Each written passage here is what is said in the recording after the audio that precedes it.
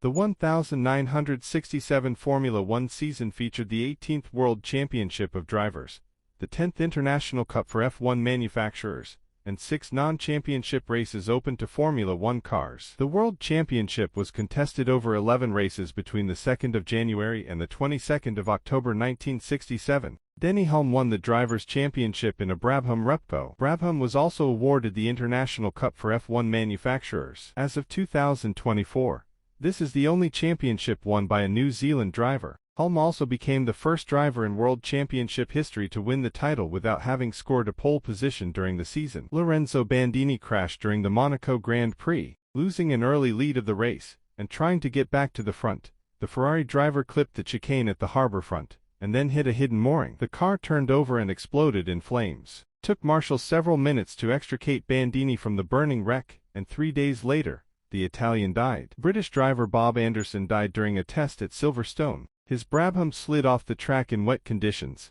and hit a marshal's post, suffering serious chest and neck injuries, and later dying in hospital. After his success in the 1966 24 Hours of Le Mans, Chris Amon was offered a seat at the Ferrari F1 team. It would be the New Zealanders' first full-time F1 drive since 1964. Pedro Rodriguez was signed by Cooper after 1964 champion John Surtees moved to Honda. Honda's 1966 drivers Richie Ginther and Ronnie Bucknam left the sport. 1962 champion Graham Hill moved from BRM to Lotus, replacing Peter Arundel. Mike Spence was hired as his replacement at BRM, having gained experience with their V8 engine at Reg Parnell's privateer team. Ferrari brought back last year's drivers Mike Parks and Ludovico Scarfiotti for 2 races and then reduced their operations to just 1 car for Chris Amon. Bruce McLaren had switched from Ford to BRM engines over the winter. He was supposed to get V12 engines for the McLaren M5AE, but when those were delayed,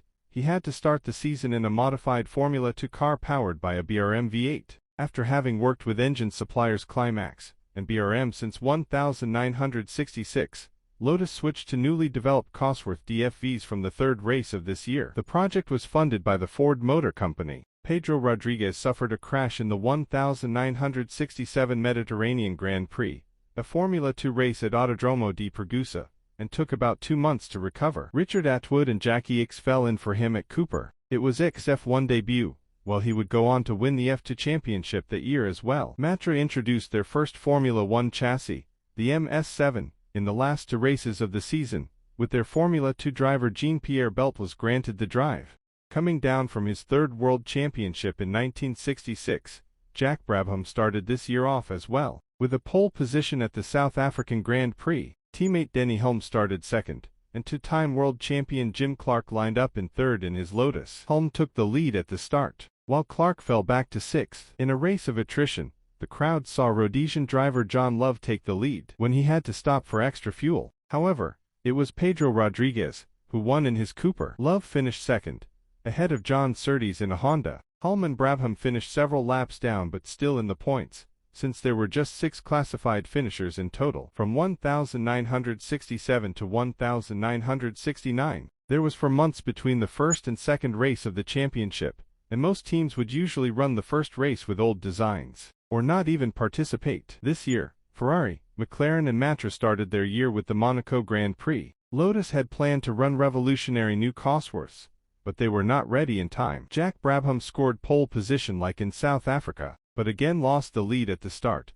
this time to longtime Ferrari driver Lorenzo Bandini. Before long, Hulme took over at the front and increased his lead to 15 seconds. Desperately trying to get closer, Bandini struck the barrier in the chicane at the harbour front and mounted the straw bales. The car landed upside down and exploded in flames. Bandini would succumb to his injuries 3 days later. Hulme won the race, 1 lap ahead of Graham Hill, Lotus, and 2 ahead of Chris Amon, Ferrari. Like in the first race, there were just 6 finishers. When Lotus could finally run the new Cosworth engines in the Dutch Grand Prix, their pace was significantly better than before, and Hill snatched pole position. A surprising Dan Gurney in the Eagle started 2nd, reigning champion Brabham in 3rd. After drivers had to avoid a wandering marshal on the grid, the positions at the front remained rather the same, until Gurney made a pit stop. Hill's engine suddenly seized on lap 11, but teammate Clark was charging. getting up to second on lap 15 and taking the lead from Brabham on the next lap. He kept increasing his lead with a second per lap and easily won, ahead of the teammates Brabham and Hulme. Behind them finished the three Ferrari. Qualifying for the Belgian Grand Prix ended up with quite the same drivers at the front, except Brabham could only manage 7th. Clark, Gurney and Hill occupied the front row. Clark was the only one of the three with a good start, however. During the first lap, Mike Parks crashed his Ferrari and was thrown out. He broke a leg and wrist and would not return to Formula One. At the front of the field, Clark was followed by Stewart, Brm, and Hulme, Ferrari, before Hulme fell back and Gurney took third. Then, Clark had to pit to change a spark plug, and Stewart ran into trouble with his gearbox, and Gurney took the lead. After setting a new lap record, the American driver won, over a minute ahead of Stewart and Hulme. For different winners led to a close fight. At the top of the Drivers' Championship, Denny Hulme, Brabham, was first with 16 points, ahead of Pedro Rodriguez, Cooper, and Chris Hulme, Ferrari, with 11. In the battle for the Manufacturers' Cup, Brabham had scored 18 points, ahead of Cooper, 14, and Ferrari, 11. For the French Grand Prix, the front row consisted of 1,962 champion Graham Hill and Lotus, triple world champion Jack Brabham and winner of the last race, Dan Gurney with Eagle. But after just 5 laps, it was fourth starting Jim Clark, who led the field. Before the race reached half distance, however, both Lotuses had retired. The Cosworth engines deemed fast but unreliable. After Gurney retired as well with a fuel leak, which left Brabham and his teammate Hulme to finish first and second. Jackie Stewart finished third in his Brm, a lap down on the leader. For the third time this year, there were just 6 classified finishers. The British Grand Prix was run at Silverstone and saw the green and yellow Lotuses, Clark ahead of Hill, qualifying in front of the green and gold Brabhams, Brabham ahead of Hulme. The Lotus duo gained a big lead over the rest, before Hill took the lead on lap 26. When a screw in his suspension failed, however, he had to pit on lap 55, and his engine seized 10 laps later. Clark took a comfortable win, ahead of Hulme and Hulme, the Ferrari driver having passed Brabham for laps from the end. During practice for the German Grand Prix, Hill crashed and rode off his Lotus, while escaping uninjured. Clark clinched pole position, ahead of Hulme and Formula 2 driver Jackie Ickx. Traditionally, the F2 race would be run at the same time as the Grand Prix. F2 drivers would not be eligible to score points for the F1 championship. At the start, Clark and Hulme led away, with Bruce McLaren stealing third. On lap 3, Clark's right rear wheel was deflating slowly, and he had to back off. Dan Gurney inherited the lead after McLaren retired with an oil leak. The American set a new lap record, despite an extra chicane having been added to the circuit, and increased his lead over Hulme to over 40 seconds. On lap 13, however, his Eagle's drive shaft broke and cut through an oil pipe, handing Hulme a lucky victory, ahead of teammate Brabham and Ferrari driver Hulme. In the Drivers' Championship, Denny Hulme, Brabham, was leading with 37 points, ahead of Jack Brabham, with 25 points and Jim Clark, Lotus, and Chris Hulme, Ferrari, in a shared third place with 19 points. Brabham was leading the championship for the Manufacturers' Cup with 42 points, ahead of Cooper with 21 and Lotus and Ferrari in a shared third place with 19 points. The Canadian Grand Prix was on the championship calendar for the first time, and was supposed to be a one-off in celebration of Canada's 100 years of independence. But the popularity of the event would result in F1 returning to Mosport Park 7 more years, and the Canadian GP still being featured on the calendar today. Jim Clark, Lotus, qualified on pole position, ahead of teammate Graham Hill, and championship leader Denny Hulme, Brabham. It had been a rainy night, but a clear morning, which led to most of the Goodyear runners starting on intermediate tires, while most of the Firestone started on dries. During the warm-up lap, the rain returned and it caused a treacherous first lap, with the Goodyear times at an advantage. Hulme took the lead off of Clark, and Bruce McLaren got by the pole sitter into second place. The track was now drying, and around a quarter of the race, the dry runners regained their advantage. Clark retook second place and began to catch Hulme at over a second a lap. On lap 58, he was there and immediately went by into the lead, but right at that moment, the rain returned. Clark's engine got soaked and cut out, while Hulme desperately needed clean goggles so chose to pit. This left Jack Brabham, second in the championship, free to win the race. Over a minute ahead of teammate Hulme, and at least a lap ahead of the race. Dan Gurney finished third in the Eagle. Qualifying for the Italian Grand Prix was disrupted by rain, but the result was not surprising. Clark scored his 5th pole position of the year, ahead of Brabham and McLaren. Hulme started in 6th, The marshal starting the race used a different procedure to what the drivers were used to, which led to half of the grid essentially doing a false start.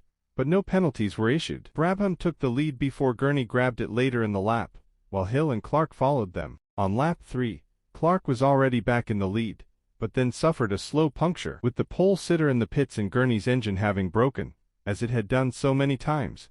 It was Hulme who took over the lead. Brabham and Hill formed a close trio with him, and the lead swapped hands a couple of times. Clark had lost a full lap with his pit stop, but managed to unlap himself with 2/3 of the race still to go, and quickly set a new lap record. Hulme retired with an overheating engine, and Hill took advantage from Clark's slipstream to open up the gap to Brabham at 2 seconds per lap, until on lap 58, his engine exploded. His rival's retirements, topped with his maniacal pace, brought Clark up to second place, with leader Brabham in his sights, and Honda driver John Surtees in third place. The 1964 champion this time being the one to benefit from Clark's tow. On lap 60, Clark grabbed the lead, and gained a 3-second advantage, until he dramatically ran out of fuel. Surtees took the lead and was side by side with Brabham going into the last corner. Brabham dove to the inside but slid wide. Surtees crossed back and took the flag with a margin of just 0.2 seconds. It would be Honda's last win until 2006. Clark coasted over the line in third place. The Brabham duo, Hulme and Brabham, were leading the championship, but the Lotus duo, Hill and Clark, that occupied the first row for the United States Grand Prix. Gurney had started beside them, took second place at the start and even started pressuring the leader. After just 24 laps, however, the home hero retired with a broken suspension, but the Lotuses were showing better pace anyway. Clark took over the lead when Hill suffered issues with his clutch. This gave Ferrari driver Chris Hulme a chance for second place, but his engine ran out of oil. With 12 laps to go, Clark would take a comfortable victory,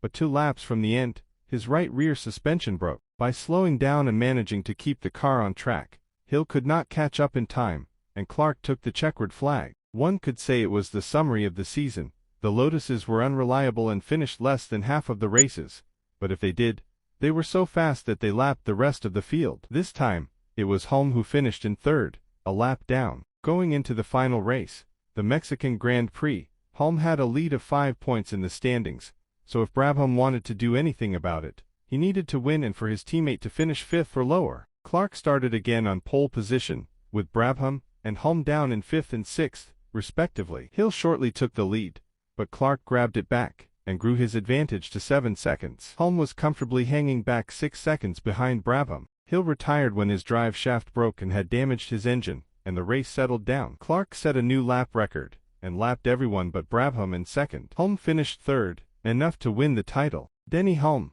Brabham, 51 points, won his first and only championship, ahead of teammate Jack Brabham, 46, and Jim Clark, Lotus, 41. Hulme is the only champion to date from New Zealand, and the first of 2 drivers to win the title without achieving a pole position in the season. Only Niki Lauda would repeat this feat in 1984. The Brabham team, 63 points, also won the Manufacturers' Cup, ahead of Lotus, 44, and Cooper, 28.